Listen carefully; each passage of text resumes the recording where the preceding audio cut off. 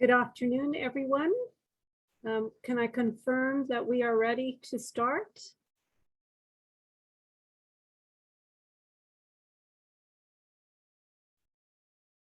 I'd like to invite the panelists to put their cameras on.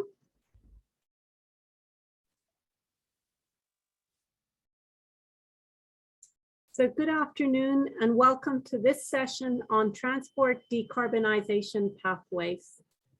My name is Noelle O'Brien and I'm the director of ADB's Climate Change and Disaster Risk Management Division. I'd like to begin today by introducing our panelists. Ms. Yidan Liu, who is part of ADB's transport team with ADB's Southeast Asia department. Yidan works on a wide variety of projects across the transport subsectors, including railways, road, air, and urban transport, and the Paris Alignment working group for transport sector. Professor Lin Lu, who is the CEO of the Global Center for Maritime Decarbonization. Lin is also the Theodora D. 78 and William Page Walton III, 74 professor in engineering and professor of chemical and biological engineering, currently on leave from Princeton University. Mr. Edward Clayton, the deals partner for capital projects and infrastructure with PwC. Edward has over 30 years of professional experience in air transport, infrastructure, and strategy consulting. Mr. Jörg Grutter, CEO of Grutter Consulting. Jörg has worked for 30 years on sustainable transport projects in the arena of climate change and clean air policies, and has been engaged in e-mobility projects for more than a decade. Ms. Erda Eichhorst, project director with the NDC Transport Initiative for Asia with GIZ. Erda currently heads the NDC Transport Initiative for Asia, which supports GIZ partner countries. So welcome to you all and thank you for joining us today. Now, just during this session, we will discuss the key barriers and entry points to shift beyond existing approaches in designing transport solutions to tackle urgent ambitions to promote low carbon development. We'll discuss current developments in decarbonizing transport across the various modes and explore opportunities for creating enabling environments, as well as opportunities for stakeholders and multilateral development banks to support global and regional efforts to decarbonize transport. Before we begin the session, can I remind our participants that we will welcome you to pose questions in the chat box during the session, so please do that. Just before I bring our panelists on, I want to share some brief opening remarks, and I would ask my colleagues to just bring up a few slides that I will use for this session. I think this week it's really pertinent that the IPCC's sixth assessment report, Climate Change 2022, Mitigation of Climate Change, has been released just on April 4th. And in this scenarios assessed here, we see that limiting warming to around 1.5 degrees requires that global greenhouse gas emissions peak before 2025, which is just 3 years away. And it also needs to be reduced by 43% by 2030. Even if we do this, we also know that it is inevitable that we will temporarily exceed the temperature threshold, and it may take as long as the end of the century to return to it. We know that we can see already the devastating impacts that we have even at 1.1 degrees. Now, just according to Dr. Lee, with the IPCC chair, the decisions we make now can secure a livable future. We have the tools and the know-how required to limit warming. So It is clear that we know that actions being taken in many countries are proving effective to reduce emissions, but they must be scaled up and applied more widely and equitably to support deep emissions reductions. So in this afternoon's session, we will have the opportunity to focus on the transport sector and the opportunities for decarbonization. So as we've heard in the earlier session today, transport is crucial to social and economic development across Asia and the Pacific. It creates opportunities for growth, generates jobs, and facilitates trade. However, the design and delivery of transport services is expected to become increasingly complex in the coming decades. In 2019, prior to the pandemic, the global transport sector contributed to 24% of direct CO2 emissions from fuel combustion, with road transport accounting for 75% of the sector's emissions. Global and passenger freight demand is projected to grow, and we can see from the figures on the left in the graph that the growth is projected up to 2050. The question is, how do we meet this continued desire for mobility of passenger and goods while also decarbonizing sufficiently to keep temperature increase to 1.5 or even the 2-degree limit? According to our recently published paper, A New Perspective on Transport and Climate Change in Asia, overall travel demand for passengers and freight, together with GDP, have grown faster than transport CO2 emissions. You can see this from the figure on the right, the blue showing the CO2 emissions. This is, however, not a uniform trend across all economies in Asia. Since 2000, close to 85% of Asian economies have increased their transport CO2 emissions slower than their GDP. So we see a relative decoupling. However, it is mostly in the high income countries in Asia that an absolute decoupling of emissions and GDP can be observed. Such analysis does prove that decoupling transport sector related GHG emissions from growth is possible, but further rapid actions are required to achieve our climate ambitions for a low or net zero future. And moving to the third slides, please. Whilst we live in times of urgent climate crisis, social and technological changes of recent years have brought new opportunities.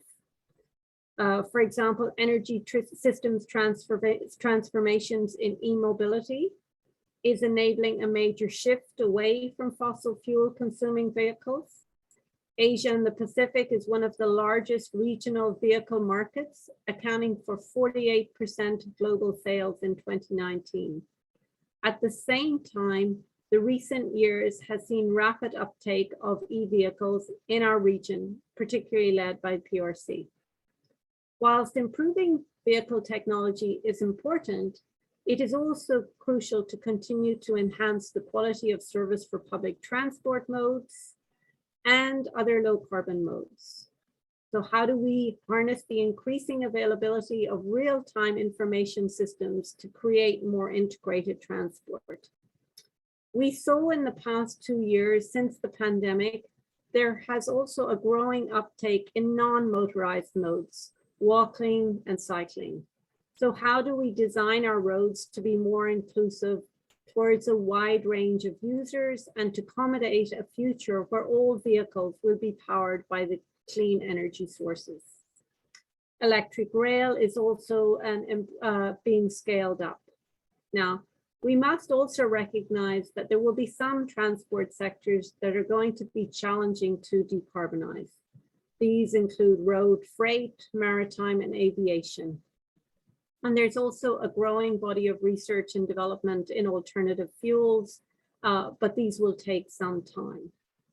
One of the interesting options that we'll hear more about today is on maritime decarbonization, and the possibility of green corridors, specific trade routes, or where zero emission solutions may be demonstrated and supported. I'm very pleased to be joined by the group of expert panelists to share insights on these topics, which will hopefully stimulate discussion and collaborative approaches in delivering preferred futures that can be within reach. A future where transport systems are part of planning to enable low carbon and resilient developments, and at the same time creating crucial support to continue to boost socioeconomic development. By way of information, the information is available in a newly launched Transport Foresight report on reimagining the future of transport. So encouraging everyone to have a look and to reimagine your desired future. So let me move over to our panelists, and I'm going to begin with Ms. Yidan Liu to share a perspective on ADB's green initiatives in Southeast Asia, particularly for land-based modes such as electrified public transport system, the Davao e-buses, and the Clark Rail. So over to you, Yidan. Yeah, thank you, Noel. Good morning, good afternoon, and good evening to you all, depending on where you are. May I have the slides presented? Yeah, thank you. Yeah, I'm very honored here to give a brief presentation on behalf of ADB Southeast Asia Department, highlighting a few land-based projects of decarbonization currently ongoing in Southeast Asia region. Next slide, please. First, Manila-Clark Railway project. This is a segment of the Philippines government's flagship project, North-South Commuter Railway. ADB loan was approved in 2019. A brief background about this project. There is a wide issue of lack of safe and efficient public transport in Metro Manila, which results in road traffic congestion and significant air pollution. While in 2017, the government of Philippines launched Build program to support the infrastructure development, and this project is under this master program. The output includes an elevated double-track railway lines totaling 53 kilometers. It contributes to accelerate low greenhouse gas development compared to the road-based transport. The project will support the climate change mitigation by encouraging commuters to shift from road to rail-based public urban transport with lower GHG emissions. In this project, we also try to ensure a comprehensive approach to build climate and disaster resilience. The project supports the implementation of climate and disaster resilience infrastructure with designs addressing earthquake risks and flooding risk during strong rainfalls and typhoons. Next slide, please.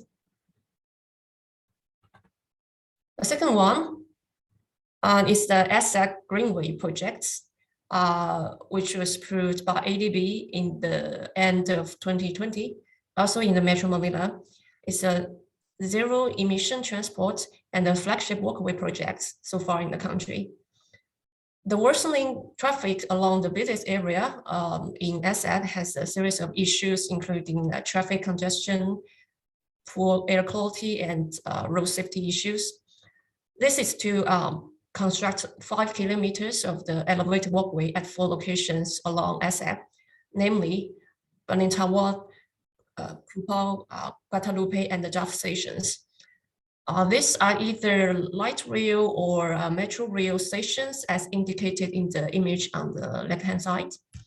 The project will support the climate and disaster resilience by encouraging the use of low carbon transport modes, such as public transport and walking, including the light rail and metro rail, and integrating disaster risk reduction measures throughout the design of the walkways. The project also encourages support the use of public transport by providing pedestrian facilities designed for all, including women, the elderly, and the person with disabilities. It's estimated that the project will increase the pedestrian demand by 7% as road users will shift to walking. Next slide, please. The last project, Double Public Transport Modernization Project. This project has not been finalized yet. The dialogue with the government is still ongoing. A little bit about background. In the third largest country, city in Philippines, Davao City, the existing public transport relies heavily on the public utility jeepneys, including heavily polluting jeepneys and the fuel cabs, which are privately owned and operated, while in the city, over 80% of the people use public transport for their daily trips. With such traffic congestion and unreliable services issues, the estimated CO2 emission is around 230,000 tons per year. Now, the proposed project, the output is a modern bus system serving 800,000 passengers per day with rationalized bus routes. Of course, will cover the essential infrastructures. Which I will highlight is the modern bus fleet, which is the mixed bus fleet of over 1,000 e-buses and the diesel buses in 3 sizes. This is the first e-bus project in this country. Also, the project will support the intelligent transport system, which target to make the transport the system more efficient so as to reduce the carbon emission. So the estimated reduced CO2 is about 140,000 tons per year. Due to the time constraint, only a few sample projects could be shared today. I will stop here. Thank you very much. Back to you, Noelle. Thank you very much, Hidan, for those interesting examples. I would like now to welcome Professor Lin Lu to share the Global Center for Maritime Decarbonization work on future fuels, green corridors, and maritime decarbonization. Professor Lin, over to you. Thanks, Noelle. Good day, everybody. It's good to be with you to share a little bit about the maritime sector, and then to tell you a little bit about what we do at the Global Center for Maritime Decarbonization. Since it's a broad audience, I figured I would start broad to tell you a little bit about shipping. So as Noelle mentioned, shipping contributes about 3% of the global carbon emissions. So that's not too different from aviation in that respect. And it may be small compared to road transport, but as Noelle mentioned, this is a difficult to abate sector. Our emissions are primarily Scope 1 emissions, and it's from burning fuel by transporting cargo around. We have an overarching governing regulatory board, which is the IMO, that sits under the UN. So this is the International Maritime Organization, and they've set out goals, 2030 goals and 2050 goals with respect to decarbonization. And that's to reduce carbon dioxide emissions intensity by 40% by 2030 and 70% by 2050. And to reduce total GHG emissions by 50% by 2050 relative to 2008 levels. For those of you who are familiar with the Paris Accord, you may look at this and say, well, that's not nearly ambitious enough because the Paris Accord, according to the Paris Accord, is to get to net zero by mid-century. So that is true, yet this is a very difficult to abate sector, and there's discussion about raising this ambition. The pathways to the current target is not clear. I should also mention that shipping is responsible for over 80% of the global trade, and from a tonnage perspective is the most efficient way of transporting goods around. So keep that in mind with respect to these numbers. I wanted to show you this map just to illustrate the different trade routes that are involved globally in shipping things around. And the word green corridors have been mentioned a couple times. Increasingly, the sector is thinking about greening the maritime sector one route at a time and one voyage at a time. And so it's important to think about green corridors that one can establish. Again, the idea being that these green fuels aren't going to be all available all at once, and they're going to be coming in gradually before they're at scale. And so when you have green fuels that come in gradually, as opposed to sprinkling them around across the world, does it make sense to concentrate them so you can meaningfully decarbonize one route at a time? So that's sort of the idea of green corridors. And again, just to put things into perspective, world fleet, there are more than 55,000 ships that have more than 1,000 gross tons. And just again, to illustrate, so most of these fleets are on fuel oil, so heavy fossil fuel oil. And then we look at LNG as a transition fuel because going to LNG, provided that you can prevent slip and methane leak, you can cut emissions by about 20%. So that's sort of the next best thing that's available on the market today. And that's why I'm putting that number as a perspective. The first LNG ship was demonstrated in 1964. And today we have about 450 that's both on order book and in the water. It's about 120 in the water today. So this just demonstrates the scale of the transition because we're so entrenched in the energy infrastructure that we have today. So let me tell you a little bit about the Global Center for Maritime Decarbonization. We were set up about 8 months ago in August 2021, and the goal is to help the maritime sector eliminate GHG emissions. And we're going to do so by shaping standards, by deploying solutions, financing projects, and fostering collaboration across the sector. So fundamental in what we do is really to do pilots and trials. It's to put metal on the ground, put metal in the water, to test things fast, learn fast, and then the idea is then to help the sector accelerate its decarbonization agenda. And we do so because we think we can add value. So we have the domain and technical expertise, the group largely comprised of engineers and scientists, so we can do the due diligence pretty quickly. We're a neutral convener of stakeholders because we're a private-public partnership.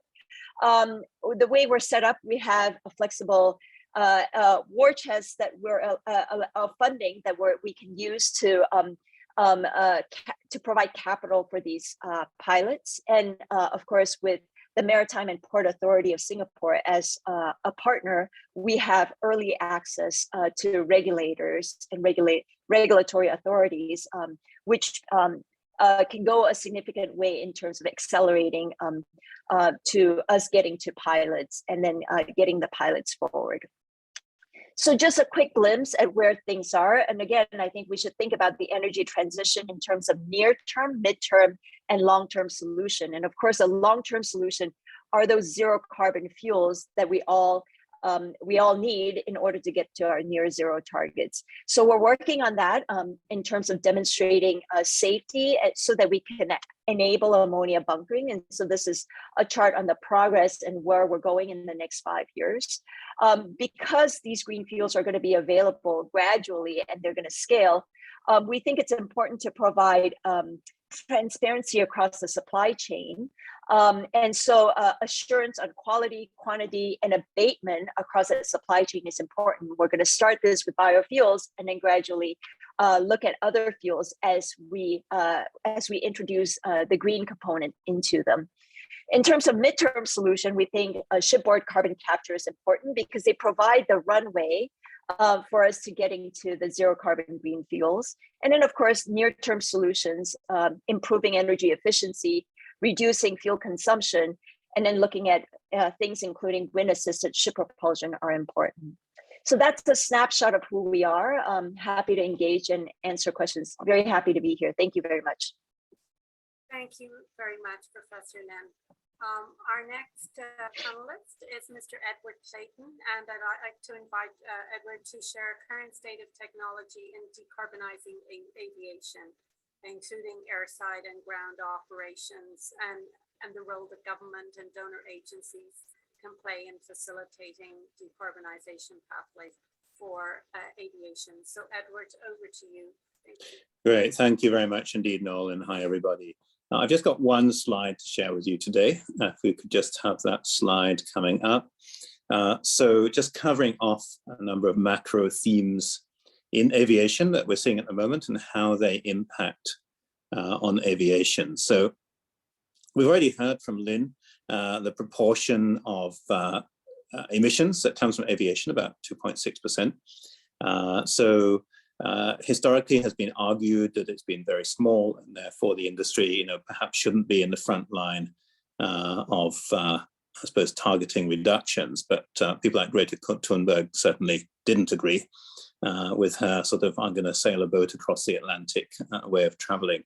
And certainly in Europe, particularly, there's been quite a strong anti-aviation feeling. Other parts of the world, not so much yet. But I think a lot of people are starting to see that this is, at least on the face of it, a high emission way of moving around. Last couple of years, though, aviation has had other things to worry about. Massive swings in travel, huge reduction in the past 2 years because of COVID and all the borders being closed. Quite an expectation of a snapback in demand once travel restrictions are eliminated. And in fact, there's a huge problem in Europe right now, where Easter holidays have just started. Passenger numbers have actually come back to 2019 levels, and the industry can't cope. So massive queues in airports, very hard to get seats on flights. A lot of flights being cancelled, partly because staff are getting COVID and they're having to take time off. So it's a little bit messy at the moment. We're also seeing that two very major sources of travelers, China and Russia, are going to be depressed in the short and perhaps the medium term as a result of China's closed border anti-COVID policy. So the huge number of Chinese tourists, which we were seeing in Southeast Asia and many other parts of the world, are absent and are expected to remain absent for some time to come. And Russia, I mean, we've got the very sad story of Russian tourists being stuck in places like Bali and Phuket and unable to get home. I mean, compared to everything else that's going on, perhaps not a big deal, but nevertheless, for those individuals, they've suddenly found themselves stuck. So what are we likely to see as travel comes back? Well, one trend that definitely the industry is seeing is people are taking longer trips. In other words, fewer weekend hops somewhere. More of when you do go, then you go for quite a long time, maybe a week or 2 weeks. And one of the reasons for that is actually that we've all got used to doing video calls, video conferences. And so it means you don't need to rush back anymore to your home base in order to have meetings in the way you did. You can actually go somewhere else and carry on having meetings with your home office or with clients or customers at your home city, even though you're not physically there. So I suspect that's going to drive some interesting switches in demand for aviation. The other thing, again, that's happening at the moment as a result of the conflict in Ukraine is the very high fuel prices, which impact aviation directly. Particularly long-haul flights consume a lot of fuel, and therefore airlines are starting to bring in fuel surcharges, and that will potentially depress demand. Final couple of points at the moment. So air cargo. Air cargo actually went through a bit of a depression post global financial crisis, 2008, 2009. Didn't really recover until probably about 2016, 2017, started to move forward. But there's been a huge boost in air cargo demand as a result of the COVID lockdowns. Many people have turned to e-commerce in order to order things because they couldn't go shopping or preferred not to go shopping. A lot of that e-commerce is cross-border, and it's unlikely that that's going to go back. Even though we can go shopping now, people are still discovering the convenience of that. So air cargo actually increasing a lot. Another demand factor, which is perhaps in the other direction, is that we're seeing some travel replaced by high-speed rail. And some countries like France, for example, have now got a policy that they do not want to have domestic flights competing with high-speed rail. In other words, and part of their aid to Air France as a result of COVID was a condition that Air France should not fly on domestic routes where there is a high-speed rail service. So some very big ups and downs in demand, and we're likely to see, I suspect, a lot of volatility in aviation moving forward. So moving on to the industry. So the financial risk profile of the aviation industry has increased a lot. I used to do risk studies where we looked at perhaps closing down an airport for 2 weeks and seeing what impact that would have on its overall profitability. But now we've had a situation where many airports and many airlines have had their traffic more or less closed down for 2 years. Nobody ever modeled that, I have to say, in the industry as a potential risk, but it's happened. And so obviously people are going to be thinking again, is this going to happen? And perhaps a role for ADB moving forward is to close the financing gap that may emerge as a result of this increased risk profile. Edward, can I ask you to speed up because your time is already exceeded, please? Wow, okay, I'm very sorry about that. 4 minutes, okay. Right, well, I just highlight a few more points. So what we're seeing in terms of carbon emissions is that, and I'll move on to the right, one potential big impact on cargo, I've said that air cargo is going to increase. Unmanned cargo aircraft for cargo likely to be something to see a lot more drones, but not the kind of drones like helicopters, but long distance drones are increasingly being developed for cargo. They can carry cargo much more efficiently and with much less emission than aircraft with crew in them. The second point on the right, new technology fuels being very actively trialed. So sustainable aviation fuels, basically traditional fuels, but made from biofuel or synthesized fuel. Hydrogen is being trialed in aircraft. Electric aircraft are being flown now. So we're likely to see many changes there. In airports, robotics and electric vehicles in airports already reducing emissions and improving air quality. And airports themselves actually are moving very quickly towards carbon neutrality. So a number of airports have already reached net zero, particularly the Swedish airports and Milan airports have done that. Many others are committed to going to net zero by 2035, by 2040, depending on the airport. And how they're doing that through things like solar power generation, through ground transport efficiencies, moving to low emission transport, and also looking at the actual construction of the infrastructure. So using low carbon concrete, for example, to build airports is another way to reduce infrastructure carbon emissions.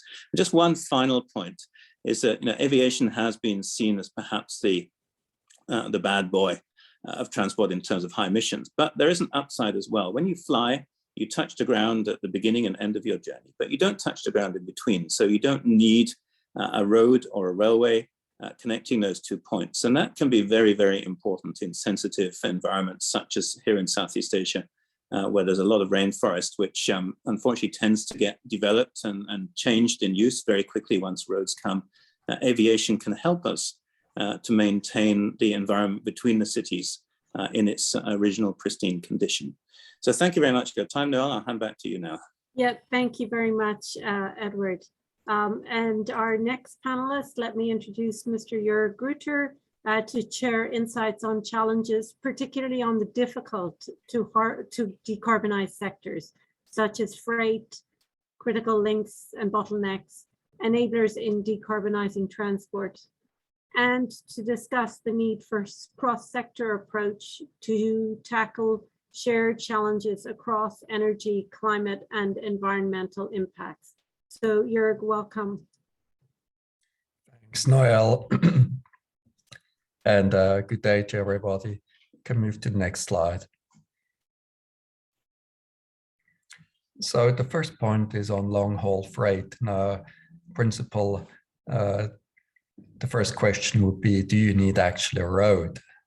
Can't you use rail or vessels, which would have much lower GHG emissions per ton kilometer transported?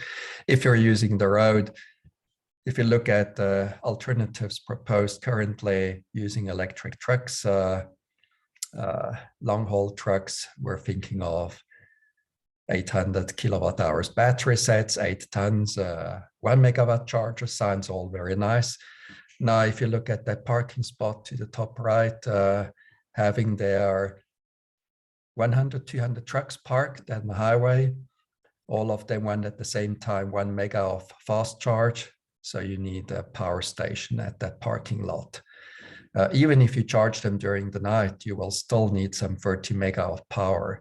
So there's a huge challenge on remote sites, on highways, and on, let's say, in Southeast Asia. where you need to park your trucks. And then you also have to think of, let's say in Asia, most of the trucks have 2 drivers or even 3 drivers on board. They don't stop for the night. So how do you make that with electric trucks with fast charging? Next slide.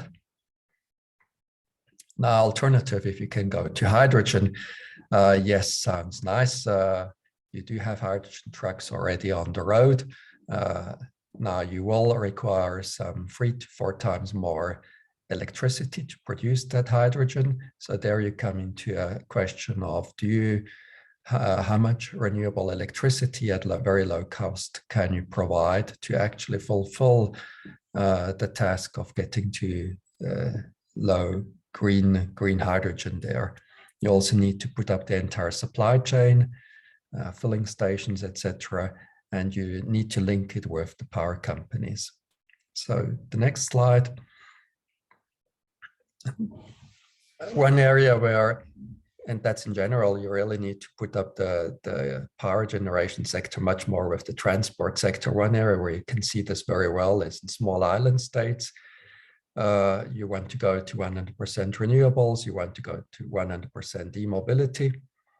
The challenges are basically that you have in such countries very high electricity prices, 30, 40, 50 cents per kilowatt hour. How do you make it profitable? How do you make storage? You have low mileage electric vehicles running around because you don't have long distances on these islands, so they're not really profitable. So the question is really, how can you make such a system with reasonable costs? But the positive parts or the potentials are that you can integrate that with potentially with V2G. You can make decentralized electricity production. So the core issue basically in all of the challenging areas is that you really need to have a good integration between the power sector and the transport sector for future projects, whilst you didn't need to have that in the past projects, which were done in the transport sector. So I hope I have saved some of your time, Noel, and can go on to the next. Thanks. Thank you very much, Jörg. That was just spot on for 4 minutes. So now let me introduce Ms. Urda Eichhorst. And Urda will share initiatives and progress under the NDC Transport Initiative for Asia, share exemplary approach of development of the NDC for Vietnam as an example, which may be helpful for other developing member countries to consider, and also discuss country decarbonizing roadmaps for the transport sector. So Urda, welcome to you. Thank you very much, Noel. And today I would like to highlight some of the work that we're doing both in Vietnam and on regional level. In Asia, under the NDC Transport Initiative, we work as a partnership with 6 other implementing organizations, and GIZ coordinates this on behalf of the German Ministry of Environment. So if we can go to the next slide, what we have done on the regional level, for one thing, is to set up a council for decarbonizing transport in Asia, in order to develop its vision for decarbonized transport in Asia and promote it throughout the region, because we believe this is an enabling factor really for coming up with pathways for decarbonization in transport. And in fact, the council will be launching its report this Thursday, so I hope that you'll be able to join us then. Of course, a vision is just one aspect of an enabling environment. Another are targets and clear timelines to achieve those. And this is something that I think we've seen a lot of progress over the past, let's say, 1.5 years in Asia, with more and more countries coming up with net zero targets economy-wide, and are now at a point where countries need to look at those targets and see how they can develop the roadmaps to actually deliver on those targets in the transport sector. And in order to do so, good data and analysis are a prerequisite to make informed decision. That's something that we're working on in Vietnam. If we can go to the next slide, please. In Vietnam, we're working with the Ministry of Transport as our main political partner. And one thing that we're doing is to collaborate with them to set up a monitoring and reporting system for the transport sector that will eventually be owned and maintained by the Ministry of Transport itself, in order to, on the one hand, really monitor the progress in implementation of the mitigation actions and implementation of the nationally determined contribution of Vietnam in the transport sector, but also serve as a basis for developing advanced mitigation scenarios. And this is something that we've been working on over the past year or so.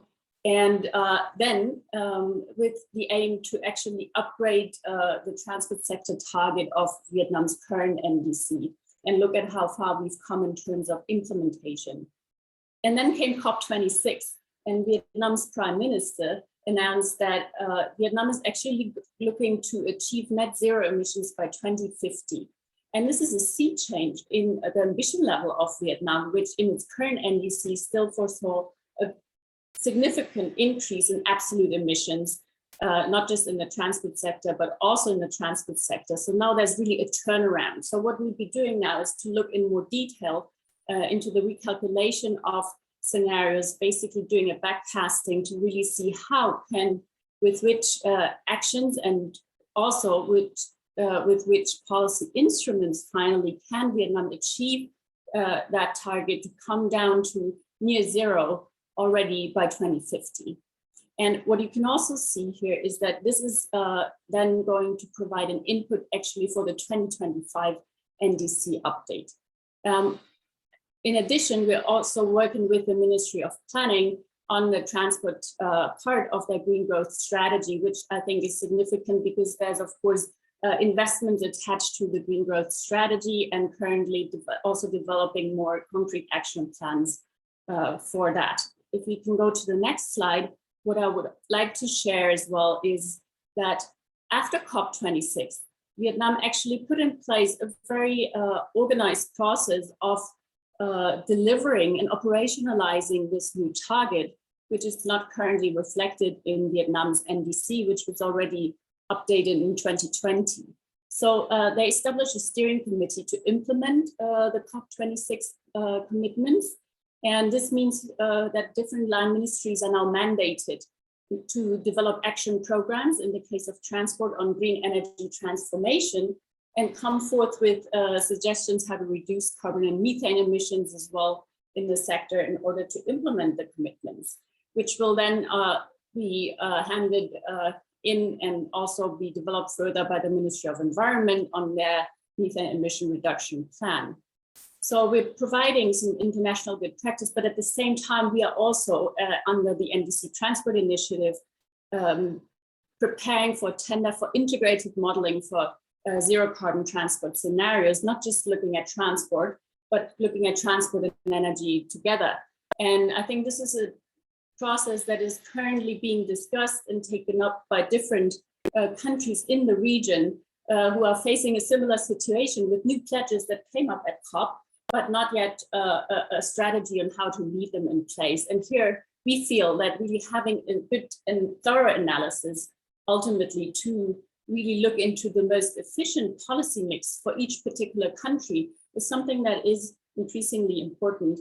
And here we feel that many countries still need an international support and that we also need more regional exchange on how to set up good scenarios that serve then as the basis in the long term for data and analysis that can really help us develop good policy, but also have a regional exchange on really the pathways that are working in different countries and how we can get and accelerate the decarbonization in the sector. So that's all I wanted to say here now, and I'm looking forward to the further discussion. Thank you very much. Thank you very much, Erda. Can I get a thumbs up from someone if my microphone has improved again? Yep. Okay, great. That was computer induced. So maybe just we've had some questions from the audience, and I'd like to check and take a few minutes to go through a couple of those questions before we go to the panel discussion again. So for the first, sorry, My chat box just disappeared. So I've got a question here for Jörg. It seems like freight is the most pollutive transport activity. What steps can we in developing countries make to start in decarbonizing of freight transport modes? So is that clear? Would you like me to repeat it? No, it's clear enough, thanks. Okay, thanks. Well, for urban freight, there you already have the potential of e-mobility, electric light commercial vehicles, which are in many countries cost competitive. It's probably more a problem of ownership structures, where in many countries the owners of the vehicles, motorcycles or whatever are individuals and not the companies. So you can introduce leasing schemes or other ownership schemes. There I think you have good opportunities, and e-commerce results in much higher urban freight volumes than in the past. For long-haul freight, I would still say that today the core alternatives which you have to look at is to increase the share of rail and the share of domestic inland shipping, which have much lower emissions than road. So not only investing in highways and increasing the highways, which again will subsidize at the end of the day road transport and road vehicles, but to give more emphasis on rail and shipping. Thank you, Jörg. And I'm going to read the question and check which of the panelists. Are there already in place in Asia national laws and central bank legal frameworks plus bank regulations for lending and equity investing financing for the green and urban air and maritime transport? So basically this question of how the regulations in the banking sector may influence the investments that are taking place in the transport sector. Can I check, Lynn, is that something you'd like to touch on? Sure. I think right now, the bank, at least in maritime, banks are super conservative. And so this has been hard. And I think this is something that GCMD is hoping to unlock basically with the green financing part of things, right? So I think when we talk about climate action fund, there appears, or it sounds like there's a lot of funds out there, but the risk appetite associated with those capital, they don't match the risk profile that's associated with a first of a kind project that you need to get the blue and the green efforts going.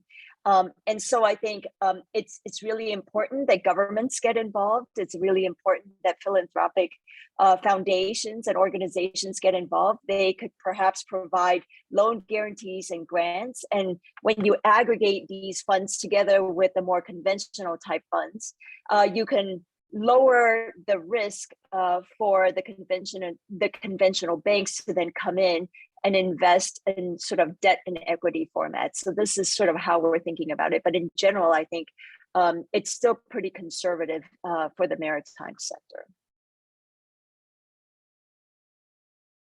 Thanks a lot, Lynn. Edward, would you like to comment in relation to aviation? Yeah, so what we are seeing around Southeast Asia is that international banks tend to be quite careful when it comes to, I suppose, environmental related issues around lending. However, the domestic banks far less so. In many cases, there are some emerging regulations in the different markets which are encouraging people to at least think about the issues. But also in many cases, the kind of infrastructure that we are seeing being developed and the kind of lending that's happening also in the aviation space is something that governments are actively encouraging. And therefore the banks are not coming under pressure to in turn pressurize the infrastructure developers to focus on how they can minimize emissions and minimize pollution, maximize sustainability. Thank you both for that. We have now a second round of a question for each of the panelists, and I'd like to move on to that while we're still with time. So if I could begin again with Yidan, and I'd like you to consider the various developments, the change or the influence for future of transport. How could these developments that we've been discussing change or influence the future of the transport pipeline for ADB? And also, what do you see as the bottlenecks and the critical enablers to promote the uptake of the tools and technologies by DMCs? Over to you, Yidan. Okay, thank you. Well, I would see ADB, as always, with a vision to achieve prosperous, inclusive, resilient, and sustainable Asian and Pacific, will certainly continue support to the developments in DMCs, in which I consider the transport infrastructure is a very significant component. In terms of pipelines, I think there will still be railways, urban, maritime, aviation, and road projects, as we always do. Although I only presented a few land-based projects, but there's a wide range of across the subsector in ADB that we are currently doing and will continue doing, so. But at the same time, more efforts will be needed when designing and preparing such projects, so as to make the infrastructure, the future infrastructure, more sustainable, greener, and more resilient. For example, during this, in the future pipeline, more and better mitigation measures for the, for example, for the climate change adaptation will be implemented. As for the critical aspects, enablers, I think it's the cooperation or collaboration and integration across regions and sectors. For example, in some of the e-vehicle projects, we were facing a lot of issues, including the reliability of the upstream power source, which requires close collaboration with the energy sector. Transport cannot decarbonize on its own without green energy. Hope that's answered the questions. Thank you very much, Yidan. So I'd like to ask Professor Lin if you would take those same questions, and obviously focusing on ADB's pipeline for maritime investments. So how would you see the kind of developments that you've shared with us today being captured in our pipeline, and where you would see the enablers and the barriers to those being picked up? And you can take up to 4 minutes to discuss this. Okay, thanks, Noelle. I would just like to pick up on where Yidan left off, which was, oh, I suddenly lost a train of my thought. So, I mean, I think the future is going to be very heterogeneous in terms of fuel. And I mean, when we talk about decarbonizing the maritime sector, it's primarily green fuels, right? That's what's going to get us to net zero. That said, I think there are multiple pathways to getting there. We talked about a few, green ammonia being one, green methanol being another. There's natural gas. It's lower in carbon compared to fuel oil, but it's not zero carbon. And then, of course, there's biofuels. And so these are the different pathways. Currently, if you look at where we are today and where we're headed, there's supply chain and infrastructure that's set up for biofuels and natural gas, but there isn't for green ammonia and methanol. And so when we talk about these zero carbon fuels, we need to keep in mind that this transition is going to take some time, right? So I think in terms of barriers and opportunities, I think one is to appreciate the complexity of the energy system. And oh, this is what Yidan was saying, that the energy system's intertwined, and we're heavily intertwined in the energy system. And so this transition is just going to take some time. I think in terms of where we can move faster and where ADB can perhaps help out, there are a couple of things. I think the shipping sector is a global industry, meaning that our carbon emissions is not accounted for by individual nations. It's a sectorial carbon emissions accounting, same like aviation. So there's really an opportunity to think about global carbon pricing. And I would say this is one thing that could really kind of tilt the balance towards incumbent technologies, lower carbon technologies. And that would go towards a little more in leveling the playing field, right? So I think to the extent that we can nudge and push for a global carbon pricing, I think that's super important.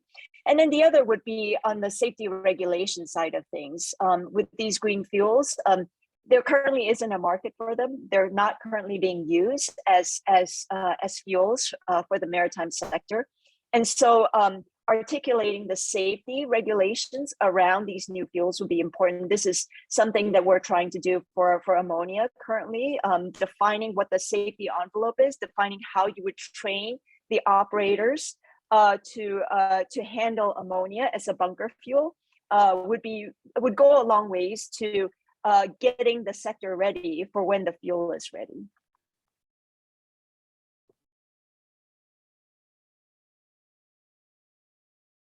Thank you very much, Lynn. Edward, can I ask you to address the same question in the aviation sector, please? Yeah. So a few things specifically that ADB could be thinking about in the aviation space. Right now, post-COVID, there's been a lot of renegotiation of aircraft leases. One of the unfortunate things about that is it's going to potentially keep older aircraft in the air for longer. Older aircraft are far less fuel efficient than newer ones. So working with airlines and lessors to help them to, I suppose, retire those older aircraft and finance new aircraft is actually an immediate here and now way to reduce carbon emissions. Second point is also to look at how airlines can bring in more point-to-point flying, which is far more efficient in terms of fuel burn per journey than transferring through hubs, and can reduce emissions significantly. And the third is that there's been a trend towards larger and larger airports globally over the past 20, 25 years. But actually very large airports have huge diseconomies of scale, both in terms of their internal operations and also in terms of the way in which people hub through them, as I've just mentioned.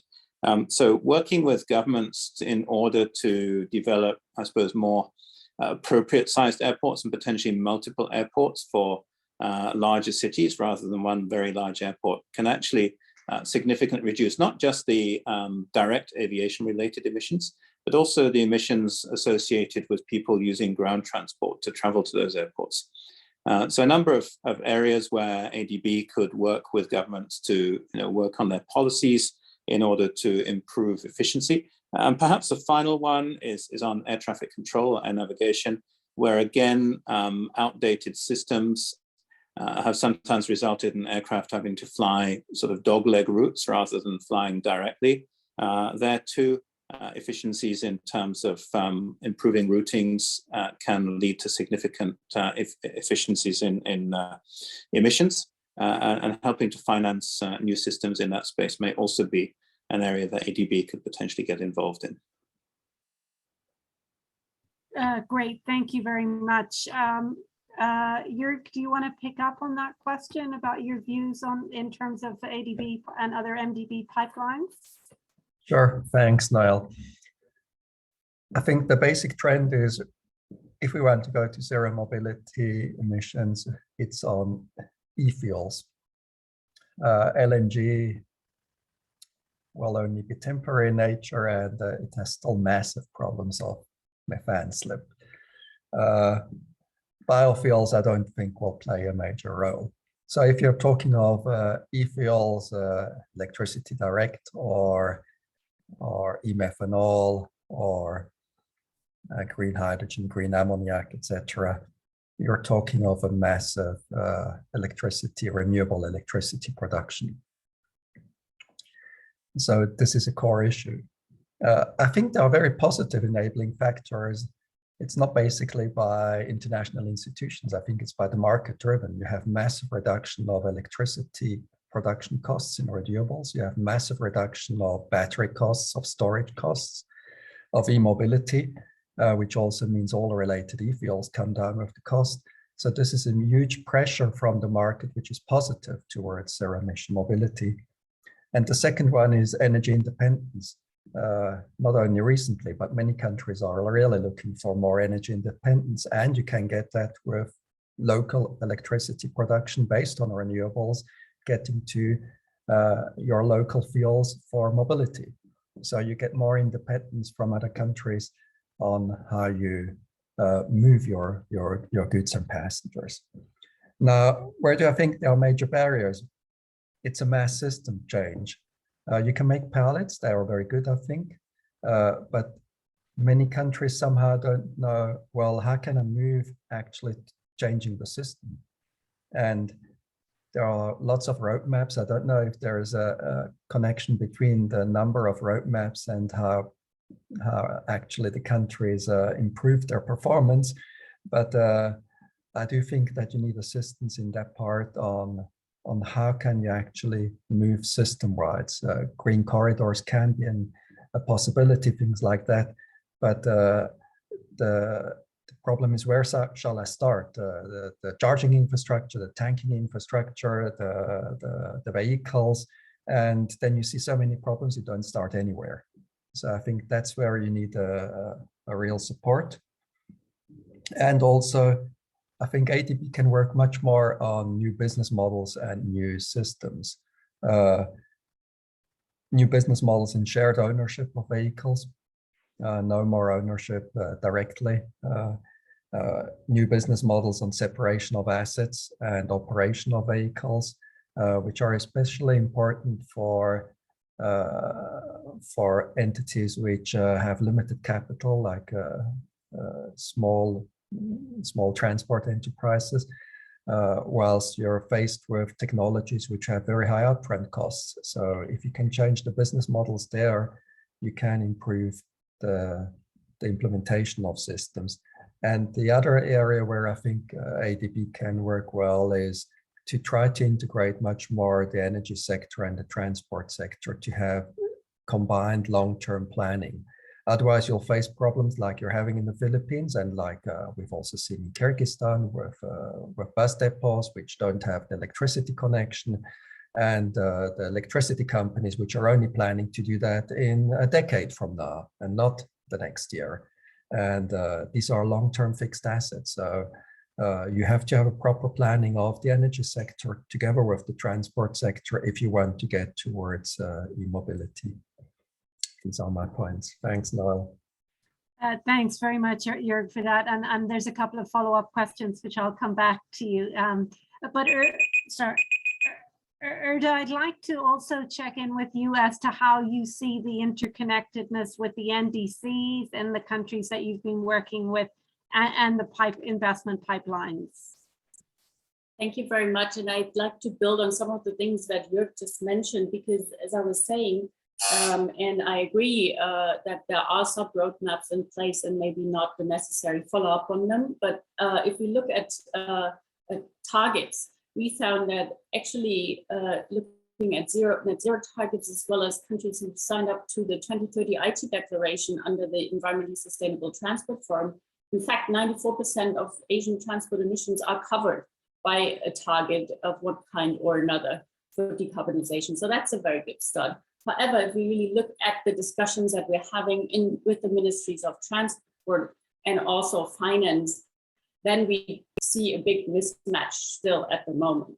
So I think I'd like to underscore the point that we need more of this discussion of really what is the national vision for such a decarbonized transport system, and then really make this a guiding principle. And this not only means adding new infrastructure and new technologies such as electric vehicles, but it also means stopping harmful activities that are still continuing. In Germany, we had a study on subsidies that are harmful to the environment and climate, which amount to 64 billion of euros annually, and about half of this is going to the transport sector. So here we can see that there is still a big mismatch of the national policies and also the pricing signals that are being sent out. So I think this is an area that where ADB can really support with the work that is happening also on this vision that was presented in the very beginning by you on the future for sustainable transport, and really engage in this detailed discussion at the national level, bringing together the transport sector, the energy sector, as was mentioned, but also the ministries of planning and investment. And this is, I think, something where we're still struggling to really come to a cohesive policy mix to bring these roadmaps really from basically moving from roadmaps and still a lot of kind of actions, such as a certain number of EVs, to really look at what are the policy instruments that we need to bring them on the road, and also stop those activities that are currently blocking this really transformational change that we need. Yeah, thanks. Thank you very much, Erda. And I'm happy to say that we have our current NDC Advanced TA is providing technical assistance support, and it's a TA we want to grow further in ADB to be involved in that upstream discussion. So that I think is really positive for us to hear that recommendation you have on the transport, energy, planning and economy ministries. So look forward to that.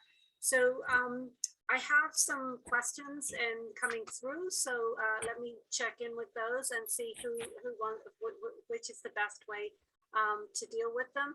Oh, so the first question is on life cycle costs of rare earth minerals used for the greener technologies. And if not equal or more to fossil fuels. So this issue of the rare earth elements and the role that they play in batteries. So how can we address decarbonization of the transport via land, air, and water, considering this issue with the rare earth elements? Anybody want to take that?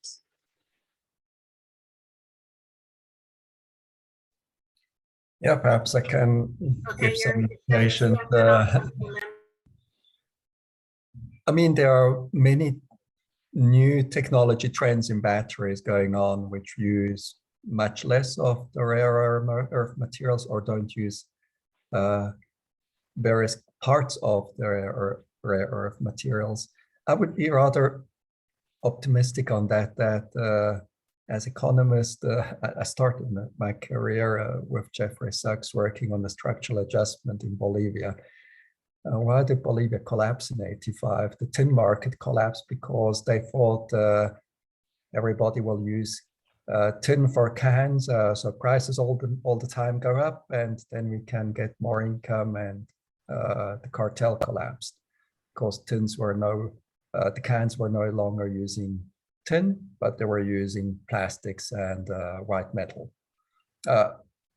That's what happens in economics. If you go up with a price for one good, technology-wise, you find alternatives how to produce the same output with other materials. So I wouldn't bet on the problem of costs of certain minerals. Cobalt, for example, you already have technologies today to produce batteries without cobalt. So you find alternatives in battery chemistries, and for that you will still have a decreasing price trend. You will just go on to other alternatives. I would just add that I think, you know, we see this beyond batteries. I mean, in solar panels too, and that's of, you know, you have mentioned that, you know, you need the solar panels to produce the green electrons in order to produce the green hydrogen so that you can produce the green fuel. So it trickles down, and that's something that we're watching closely in the renewable space. And so with solar panels, the statistic I've seen is you need 7 times the tellurium that is currently being mined, right? So I think in general, as you move from oil and gas to renewables, your capex and the raw materials associated with it goes up by about 4 times. So this is something I think we do need to address. And while I agree with Jörg that, you know, there would be alternative technologies out there, but this is something I think that will come to play, and it's going to again, I think there's a price associated with everything, and so it's just something that we need to be mindful of. Thank you both for that. I have a more general question now, which is on the financing. So what do you see will be the source of financing this green transportation in developing countries? So maybe, Edward, I can begin with you with the question in the aviation sector and then move across to others.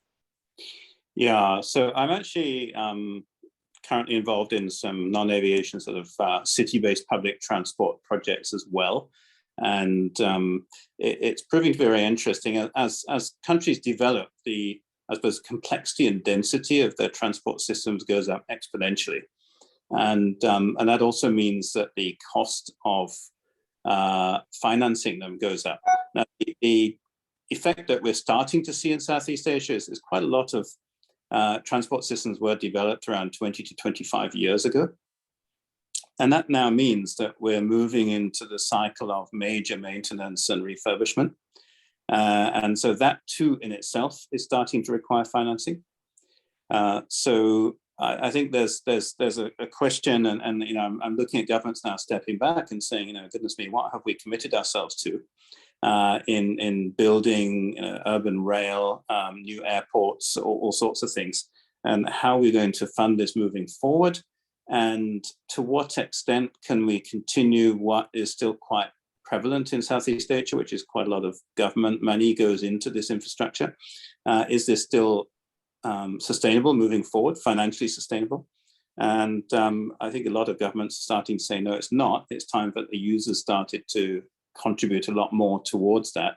And once you move into a user pay situation, then the need for some kind of bank or debt financing is much more important. So I see this as becoming increasingly important moving forward.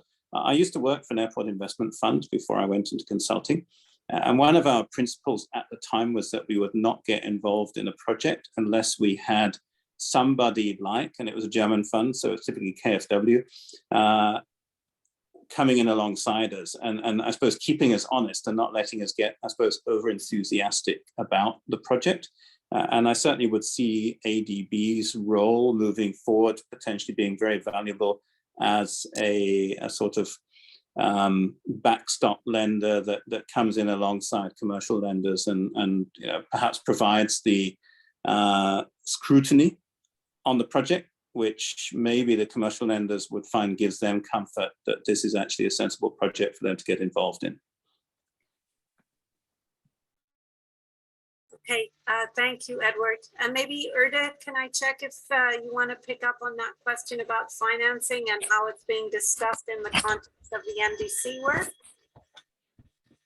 Yes, sure. I think there's 2 different sides of it. One thing is bringing it back, and I didn't answer your question earlier in the panel, really bringing this national transport climate policy back into the NDC, as we're seeing in Vietnam, is kind of going in circles, having a more climate target, then translating this into national transport policy that is aligned with that climate target. And then I think it is important to bring this back into the NDC and have more detail really on transport in the NDCs, as well as this can really, on the one hand, provide more transparency, but also really attract additional funding or finance for climate action in the transport sector. At the same time, of course, I mentioned stopping these harmful policies and also the subsidies that I mentioned in Germany. There's all kinds of different things that play a role here. We have, for instance, a tax rebate for commuters, so a certain amount of money you can get back from your annual tax, and this is kilometer based, so it's a large incentive for large commuter distances, actually amounting to easily a couple of €100,000 per year, depending on how far you live from your workspace. But it also includes things like we have a very much lower tax on diesel than on other fuels. So that's not really internalizing the external costs at all. And of course, abolishing fuel subsidies goes in the same direction, but it's also about having things like maximum, that it's not only about subsidies, it's also about stopping other harmful policies, such as having a minimum parking space requirement in buildings instead of saying there's a maximum parking requirement for buildings, and instead we want more bicycle parking and connectivity to public transport. And road space allocation would be another example to really see where are we investing those public budgets and are they delivering on climate change mitigation. Okay, thank you very much. And just coming back, I have one question, Erda, that's specifically, it's picking up on this question that transport subsidies and investments that contribute to climate change should be stopped. Do you want to add anything more specific on the kinds of transport? I was trying to already give some examples. Of course, there are more, but yeah, try to cover that. Sorry, that your voice skewed on that. I said I tried to cover this by giving some examples. Okay.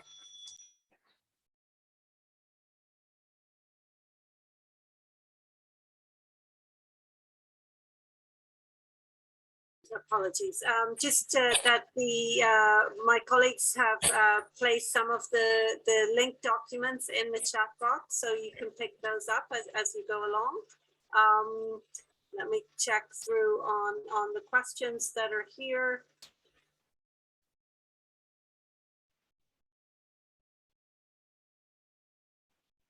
So this is, Lynn, a question I think specifically for you in relation to maritime transport, and how much of an impact will improving efficiency of ports be in reducing emissions in developing countries, for example, where we have inter-island freight is handled, and hence we have experiences of port congestion, etc. So that question of reducing the stopping time or the emissions while at port. Yeah, thank you. That's a very good question. I think it's been estimated that the emissions while ships are at port is between 10 to 15%, so it can be significant. And so what are the ways around that or to minimize that, right? I think you had mentioned, Noel, it's really to minimize the ship's time at port. So just in time measures, figuring out how to be more efficient about slowing down slow steaming ships, etc. So they minimize their time at the port is probably the most effective way to reduce the emissions at port. The other alternative that's been floating around is this idea of cold ironing. So basically using electricity as opposed to burning fuel when you're at berth or at anchorage.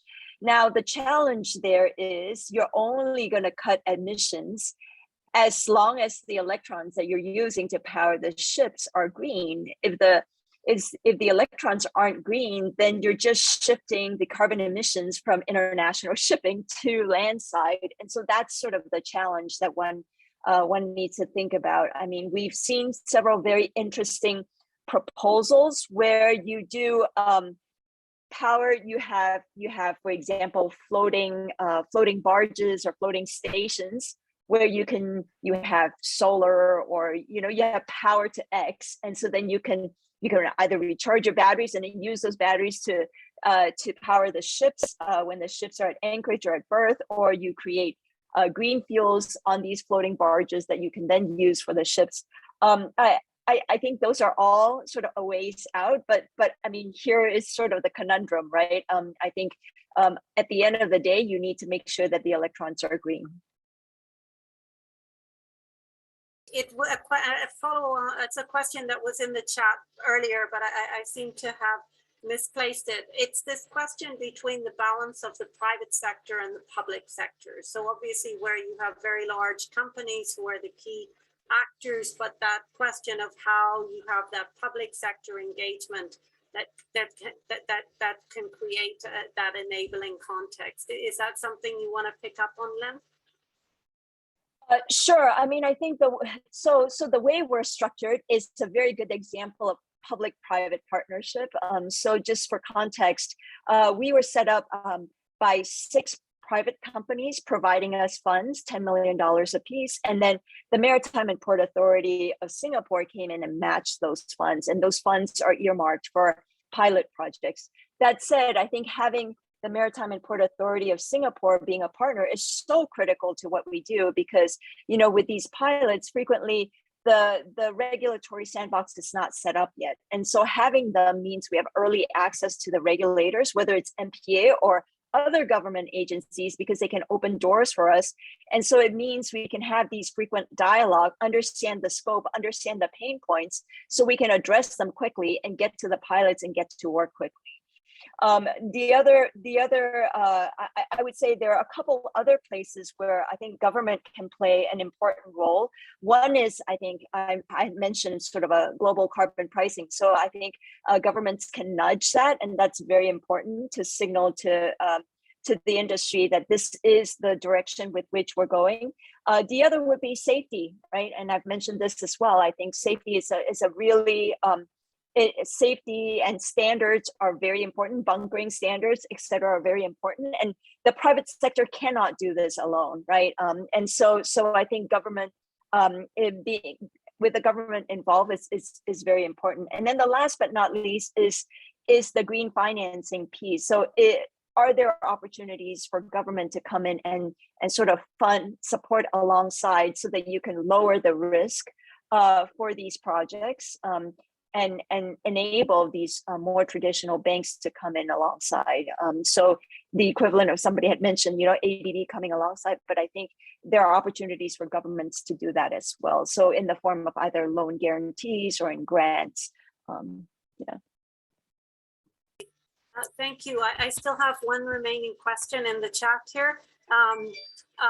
And this is a question, the hard question on, we have so many agencies initiating various studies in an ad hoc manner, and it is difficult to get complete views across sectors. So maybe you can put your hand up, and who wants to answer this first? To please share your advice on how to bring consistency across the sector or your particular transport mode, and how to best align the kind of cross-cutting efforts.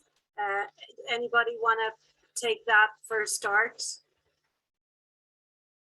really the last opportunity of the session.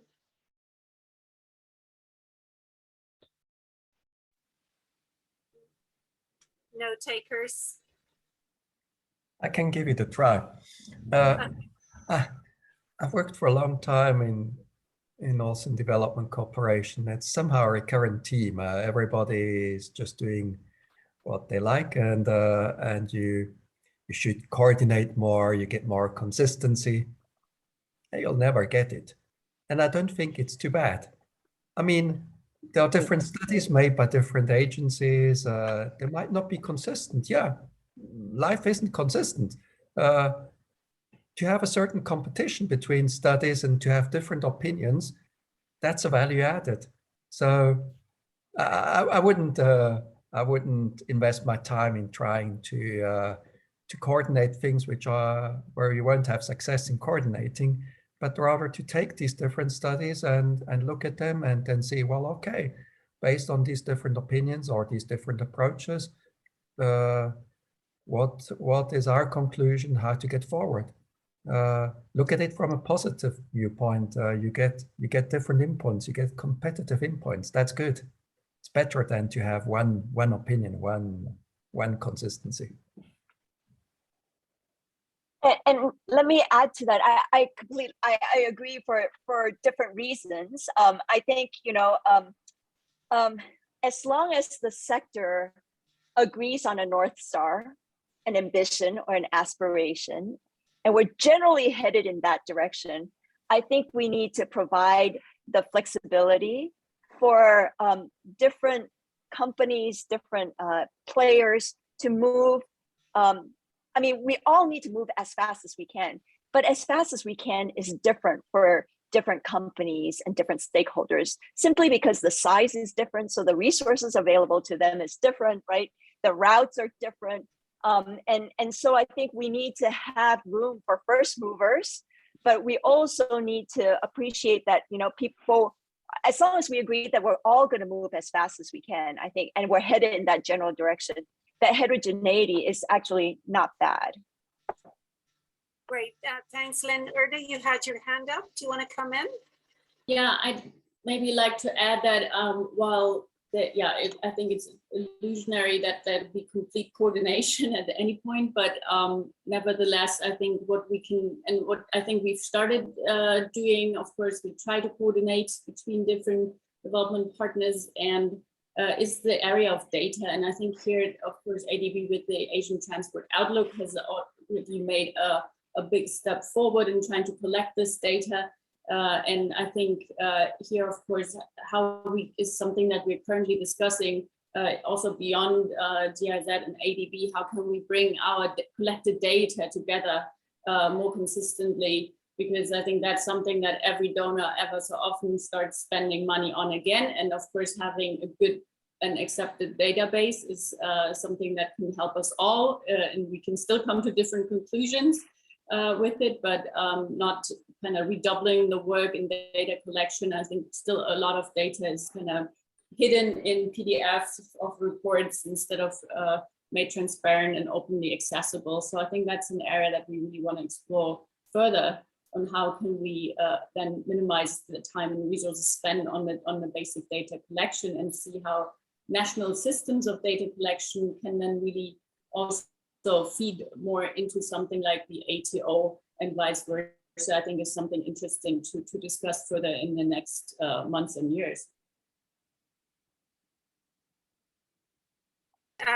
Edward, did you want to come in? Yeah, sorry, I suppose I had a point, which is maybe a risky point, talking in an ADB forum, which is full of technocrats. But you know, one thing I've discovered time and time again in my consulting work in Southeast Asia is that you know, asking myself, you know, where do decisions really get taken, and how can I present the findings and the outputs in a way which get decision makers to buy into them, is actually really critical. And you know, one political advisor put it to me very bluntly. He said, you know, if your report doesn't tell the politicians how they're going to get re-elected, then they're not going to be interested at all. So, you know, thinking about ways in which we can address climate change in transport, which also go down well with the population and the politicians, I think is actually quite critical. And that is not just in the transport sector, it's across everywhere, and it's not just in our GMCs, it's right across the globe. So Dan, you didn't get in on any of the questions there recently. Is there anything you want to add before we wrap up? Yeah, I just a few one point in addition to the consistency problem. I think that's a kind of, well, from the donor agency side, that's really a kind of supply side, I would say so. And really the demand for the DMCs may vary. So what we would like to do is, so when the policymaker or the DMCs or governments of DMCs, when they choose a certain alternatives from so many studies, so many possibilities, and it's critical to have a holistic plan. So actually in ADB in Southeast Asia, we do have a few DMCs in developing their master plan. So then all this kind of report studies will be studied. So that I think that another point when it's really time to work out a holistic master plan, that's when we need to get the consistency. Then before that, yeah, some studies related to that. I think it's it's a more diverse studies. It's beneficial to the DMCs actually. And also one more idea regarding to the financing of the green initiatives. Speaking, I would like to use one example, which is the urban railway, which is normally very significant initial capital investment. And there's like no single project could be financially sustainable if they want to cover the initial cost. That's a common problem we encountered so far. So ADB is helping Indonesia in developing the study of TOD, which used to cover the initial cost by the raising land value capture. So I'll stop here. But I mean, there's something that we are doing. ADB is doing that are helping in these financing opportunities. Thank you. Yeah, no, sorry to interrupt you, Yidan. Actually, our time is up and I'm not sure if we'll get cut out. So I want to first of all thank all 5 panelists. It's been a fascinating discussion. Erda, Edward, Len, Jörg, and Yidan, thank you so much for your time and your efforts to contribute today. I think there's lots of ideas for the decarbonization of the transport sector. I've certainly learned lots. So thank you very much for your time. Also thanks to Pamela, Jamie, Bertrand, Michelle, and others who've been involved in organizing the session. It's 5:30 here in Manila. It's a very unusual, wet, rainy, and dull day in March. It's already getting dark and we're about to head out into the traffic to make our way home from headquarters. So thank you very much and wish you all the best for the rest of the Transport Forum. Thank you very much. Thank you.